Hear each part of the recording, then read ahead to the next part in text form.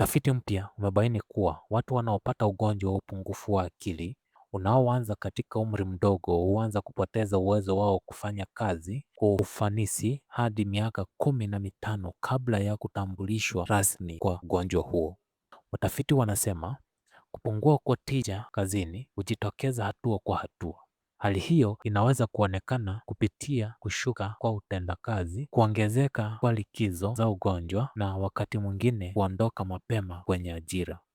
Ugonjwa wa upungufu wa akili unaoanza mapema humwathiri mtu kabla ya kufikisha umri wa miaka 65. Kwa muda mrefu, dalili zake zimekuwa zikihusishwa na kusahau. Hata hivyo, wataalamu wanasema ugonjwa huu unaweza pia kuathiri uwezo wa kupanga kazi, kufanya maamuzi, kuzingatia majukumu na kutatua matatizo. Kwa mujibu wa watafiti, mabadiliko haya yanaweza kuanza miaka mingi kabla ya ugonjwa au familia yake kutambua kuwa kuna tatizo la kiafya. Wanasema matokeo ya utafiti huo yanaonyesha umuhimu wa kutambua dalili mapema ili wagonjwa wapate uchunguzi na matibabu ya haraka.